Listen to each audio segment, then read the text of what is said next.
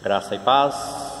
Vamos meditar um pouco no livro de Marcos, os primeiros versos. Segundo os estudiosos, o Evangelho de Marcos foi o primeiro a ser escrito. Provavelmente ele foi escrito no ano 63, na cidade de Roma. Roma, naqueles dias, era uma cidade esplêndida, a capital do Império Romano, tinha cerca de 1 milhão de habitantes e hospedava várias culturas, povos e religiões. Havia uma riqueza ostensiva na cidade de Roma. Construções monumentais eram erguidas e o luxo dos ricos era exorbitante. Por outro lado, havia também uma miséria e uma pobreza extrema. Na cidade prevalecia a corrupção, a anarquia e a decadência moral. A bebedeira, a orgia fazia subir um mau cheiro repugnante daquela reluzente metrópole. Nesta cidade nasceu uma igreja, floresceu, e Marcos escreve para esses irmãos o primeiro evangelho. Marcos também é conhecido como João Marcos. Na verdade, João é o seu nome hebraico e Marcos é seu nome de origem latina. Marcos, ele era filho na fé do apóstolo Pedro. 1 Pedro 5,13, ele chama Marcos de meu filho. Segundo os estudiosos, Marcos, ele ouviu de Pedro os relatos do ministério do Senhor Jesus e então, com base nessas informações, ele escreve o seu evangelho. Marcos tem 661 versículos. Mateus reproduz no seu evangelho 606 destes versículos. Há apenas 55 versículos de Marcos que não se encontram no evangelho de Mateus. Mas desses 55, Lucas vai utilizar 31 versículos. O resultado é que há somente 24 versículos de Marcos que não se encontram no livro de Mateus e Lucas.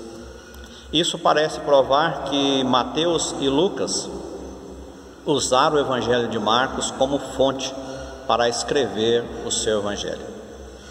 Mas poderíamos perguntar, por que 4 evangelhos? Mateus foi escrito para judeus e Mateus apresenta o Senhor Jesus como rei.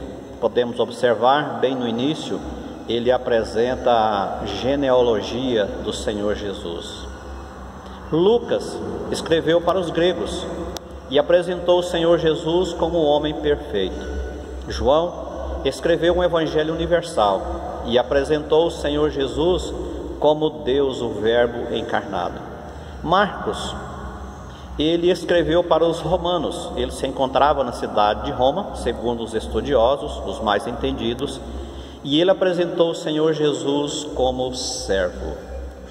O primeiro verso diz assim: princípio do Evangelho de Jesus Cristo, Filho de Deus. Esse princípio começa quando Jesus Cristo se fez carne. Jesus Cristo é o Evangelho. O Evangelho está centralizado na pessoa de Jesus Cristo. O conteúdo do Evangelho é Jesus Cristo, sua vida, obra, morte, ressurreição, governo e segunda vinda. O verso 2 e 3 diz assim: conforme está escrito na profecia de Isaías: eis aí, envio diante da tua face o meu mensageiro, o qual preparará o teu caminho. Voz do que clama no deserto: preparai o caminho do Senhor, endireitai as suas veredas. Embora Marcos faça citação de 2 profetas, Isaías 40, versículo 3 e Malaquias 3, versículo 1, ele menciona apenas Isaías, o mais popular dos dois profetas. As palavras meu mensageiro e voz do que clama no deserto é uma referência a João Batista, o profeta que Deus enviou para preparar o caminho para o seu filho. Na sequência, ele apresenta o ministério de João Batista.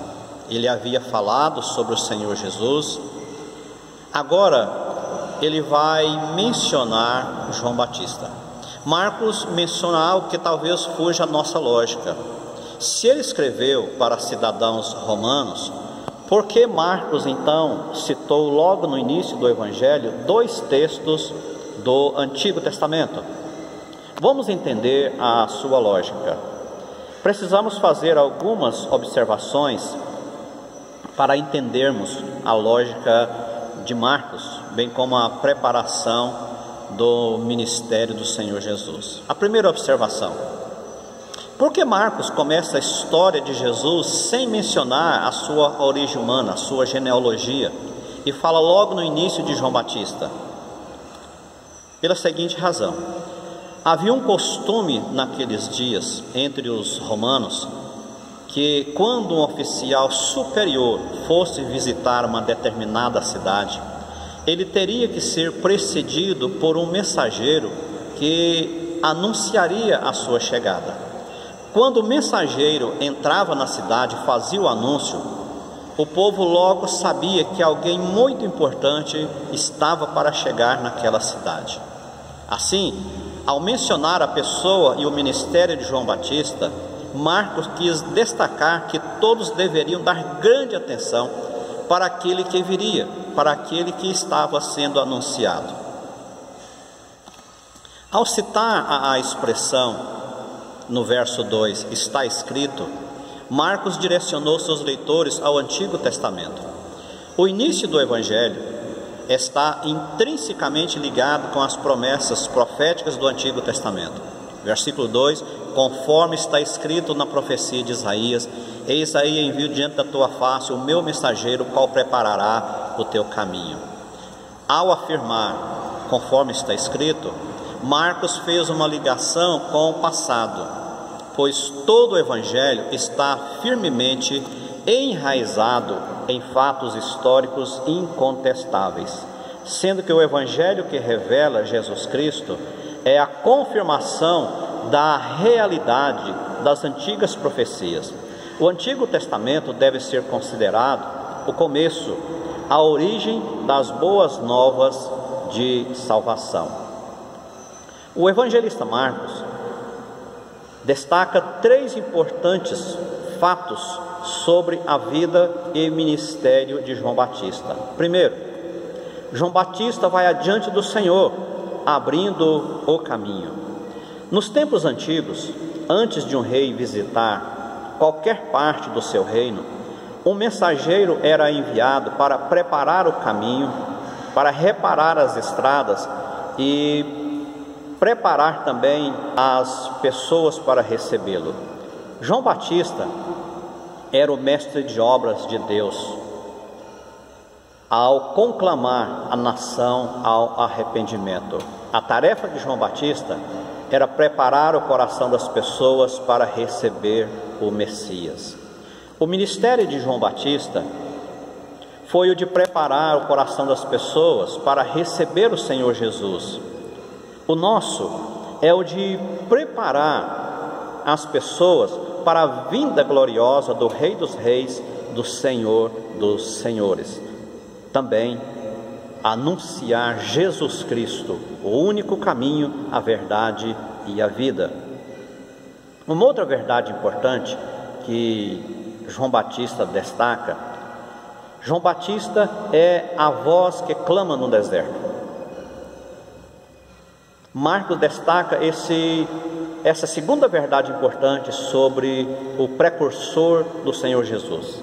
Voz do que clama no deserto: preparai o caminho do Senhor, endireitai as suas veredas. João Batista, embora seja da classe sacerdotal, você deve lembrar que o pai dele, Zacarias, era sacerdote, servia no templo. Ele foi chamado por Deus para ser profeta. Ele não prega no templo nem nas praças das grandes cidades para a elite religiosa judaica, para as pessoas que estavam nos grandes centros. Ele vai para o deserto da Judéia. Ele não é um eco, ele é uma voz. João Batista é a boca de Deus que clama. A palavra clamar significa clamar com profundo sentimento. João Batista era uma tocha acesa. Ele pregava com paixão, com profundo senso de urgência. Amados, hoje nós somos a boca de Deus que clama, anunciando Jesus e a vida abundante que somente Ele oferece. Uma nova vida aqui, para uma vida nova, no novo céus e na nova terra. Um outro fato importante que Marcos destaca sobre João Batista: João Batista prepara o caminho do Senhor. Versículo 3, a parte B: preparai o caminho do Senhor, endireitai as suas veredas. O trabalho de João Batista era de preparar o caminho para Jesus. João Batista fez 4 coisas importantes nessa preparação. Primeiro, ele aterra os vales. Um vale é uma depressão que separa 2 montes. João Batista veio para unir o que estava separado. Ele veio para converter o coração dos pais aos filhos e dos filhos aos pais. Ele nivela os montes. Os montes falam da soberba e incredulidade. Esses montes são obstáculos no caminho. Eles precisam ser removidos pelo arado da palavra de Deus. Ele endireita os caminhos tortuosos.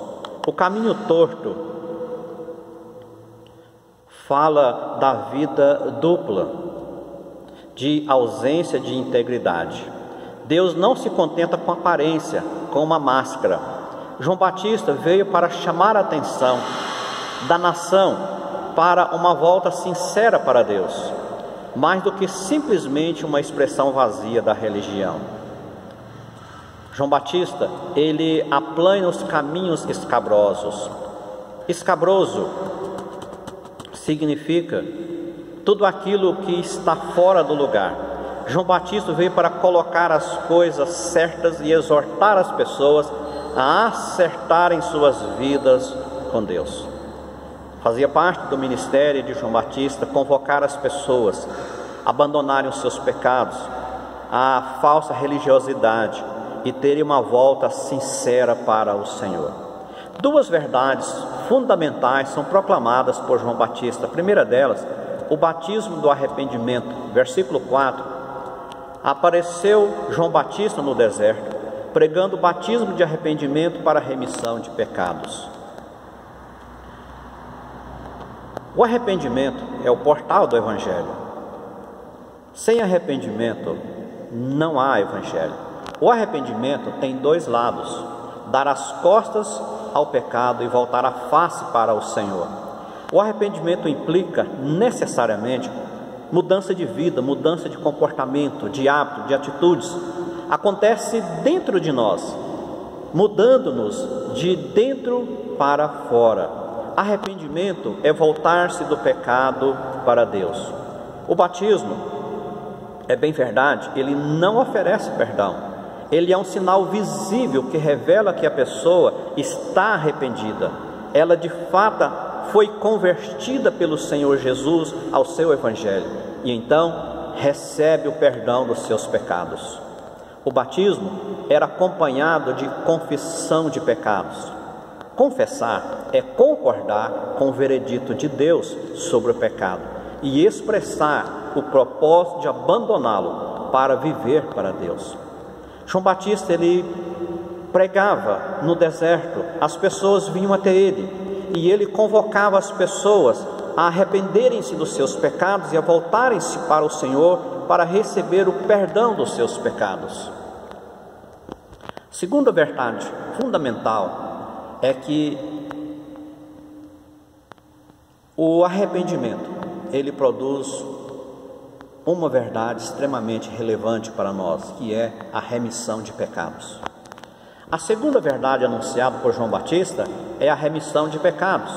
O verdadeiro arrependimento não é remorso, aquilo que Judas Iscariotes sentiu, nem introspecção vazia e doentia. De forma alguma. O verdadeiro arrependimento traz remissão, traz cura. A palavra remissão traz a ideia de mandar embora o pecado e nos recorda a gloriosa promessa do Senhor, o Deus que perdoa os nossos pecados e os manda embora. Quero citar algumas referências bíblicas sobre remissão, sobre aquilo que o Senhor faz quando nós arrependemos dos nossos pecados. Salmo 103, versículo 12: quando disto o Oriente do Ocidente, assim afasta de nós as nossas iniquidades, o nosso pecado, a nossa transgressão. Isaías 44, 22, o Senhor fala: desfaço as tuas transgressões como a névoa, e os teus pecados como a nuvem. Torna-te para mim, porque eu te remi. Uma passagem linda sobre remissão encontramos em Miqueias, quando fala, o profeta diz: quem, ó Deus, é semelhante a ti, que perdoa a iniquidade e te esquece da transgressão do restante da tua herança? O Senhor não retém a sua ira para sempre, porque tem prazer na misericórdia. Tornará a ter compaixão de nós, pisará aos pés as nossas iniquidades e lançará todos os nossos pecados nas profundezas do mar. Miqueias 7, 18 e 19.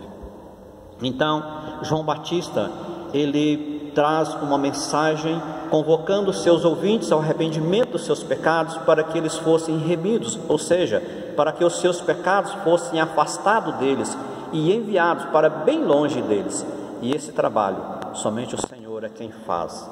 João Batista e nós somos o mensageiro que anuncia essa verdade que Deus pode fazer na vida das pessoas. Ele fez em nossas vidas. Glória a Deus por isso.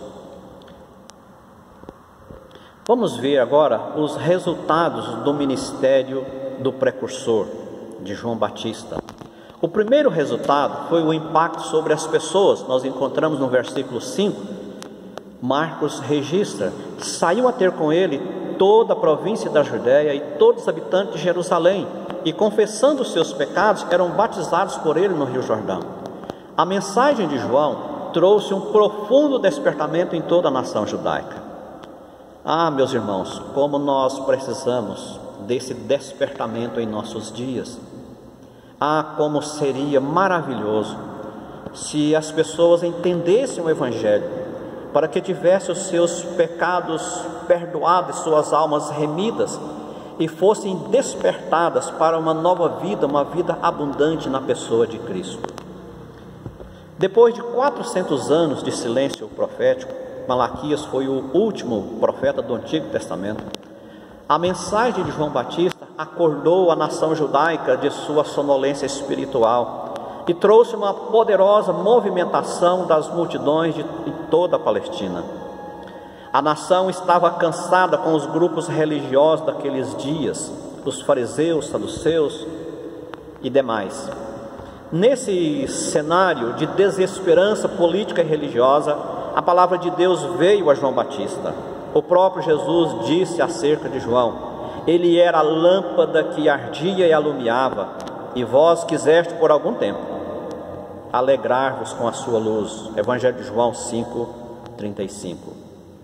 João Batista, ele não tinha títulos, diploma ou quaisquer atrativos aplaudidos pelo mundo, mas tinha o poder de Deus e a unção do Espírito Santo. Isso é o que conta.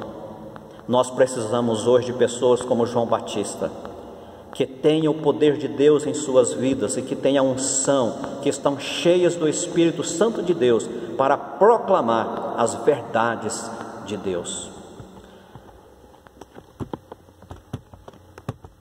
Apesar da sua inigualável popularidade, João Batista se tornou uma pessoa extremamente popular a ponto de atrair para o deserto toda a nação.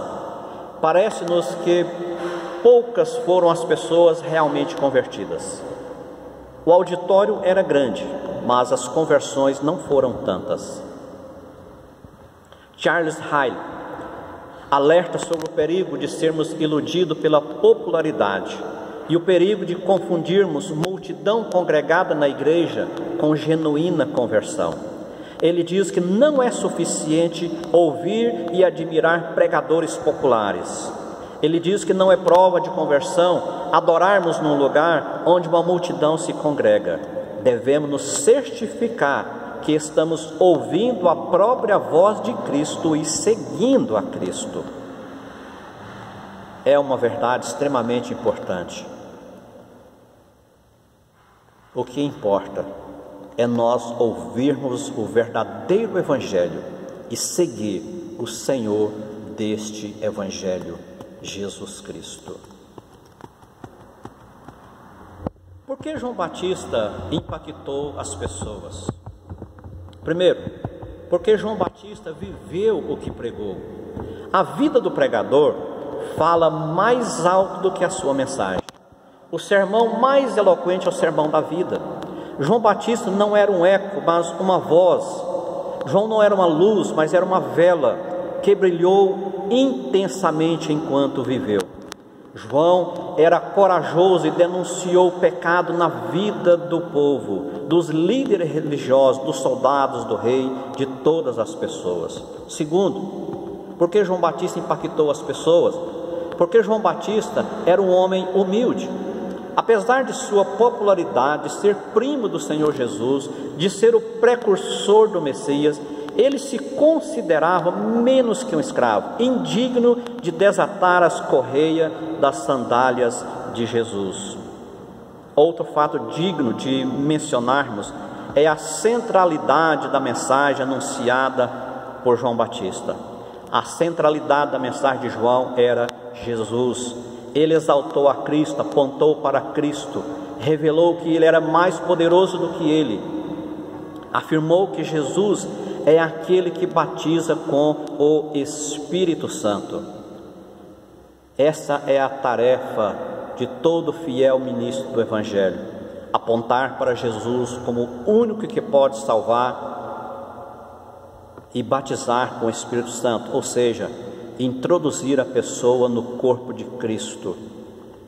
A tarefa do ministro não é chamar a atenção para si, mas apontar para Jesus, o único caminho, a verdade e a vida.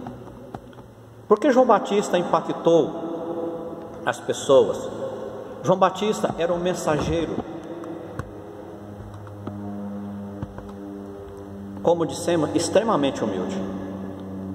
Ele disse que aquele que vem, eu não sou digno de, curvando-me, desatar as correias das sandálias dos seus pés. Há um fundo histórico, um costume naquela época. Os rabinos tinham seus alunos. Nos dias de Jesus e João Batista, havia vários mestres. E seus alunos, eles eram obrigados a fazer aquilo que o seu mestre ordenava para ele: ir ao mercado, limpar o quintal, fazer qualquer atividade, menos uma, de, chegando em casa, desatar as correias das sandálias do seu mestre. Nem mesmo um escravo judeu, ele era obrigado a fazer isso. Essa tarefa de curvar e desatar as correias das sandálias, somente um escravo pagão poderia fazer esse serviço. João, ele é tão humilde que ele fala: eu não sou digno nem de fazer esse serviço. João Batista era um mensageiro estranho e impopular, por 3 razões. Primeiro, por causa do lugar onde pregava. João Batista não pregava na cidade, no templo, nas praças. Não, ele pregava no deserto, um local inadequado e inóspito. Mas mesmo assim as multidões afluíam de todos os lugares para ouvi-lo. Ele era um mensageiro estranho e diferente por causa da sua dieta alimentar. João Batista viveu longe dos banquetes finos e dos holofotes. Era homem de hábitos simples. Sua alimentação diária incluía gafanhotos e mel silvestre. Alimentar-se de gafanhoto era um costume dos pobres daqueles dias. João Batista, ele era um pregador estranho e diferente por causa também da sua vestimenta. Ele não usava roupas finas. Ele rompeu com o elitismo da classe sacerdotal. Ele assemelhou-se ao profeta Elias. Para o seu tempo, ele era um homem de hábitos estranhos e não convencionais que destoava do padrão. João Batista dá testemunho de Jesus. No versos 7 a 9, João Batista vai falar: aquele que vem é mais poderoso do que eu, do qual não sou digno de, curvando-me, desatar as correias das sandálias. Na nossa próxima pregação, nós vamos falar sobre o testemunho que João Batista dá acerca de Jesus e do seu ministério. Ficamos aqui com os 6 primeiros versos que Marcos apresenta o Senhor Jesus, apresenta João Batista, que é o seu precursor. João Batista é a voz que clama no deserto, convocando as pessoas para entregarem suas vidas a Cristo, arrependerem de seus pecados e terem os seus pecados removidos para longe delas. Ele foi um pregador sincero, honesto, que nunca quis atrair a atenção para si, mas a vida dele e a sua mensagem apontava para Cristo. Que nós nesses dias possamos ser assim também, boca de Deus que clama com urgência, mostrando para as pessoas que Jesus Cristo, hoje, Ele é o caminho, a verdade e a vida. Ele é o bom advogado que advoga a nossa causa junto ao Pai. Que nós possamos preparar as pessoas também para a vida gloriosa do Senhor Jesus, para que quando Ele se manifestar nas nuvens, nós possamos subir e as pessoas que ouviram o Evangelho que nós proclamamos, possam também subir juntamente conosco, para nós estarmos com o Senhor no novo céus e na nova terra, para todo o sempre. Que o Senhor Jesus abençoe o seu coração, que o Senhor Jesus abençoe a sua casa, que o Senhor Jesus os proteja e os livra nesse tempo de pandemia, que o Espírito Santo te oriente e te conduza em santidade para a glória do Senhor. Deus abençoe.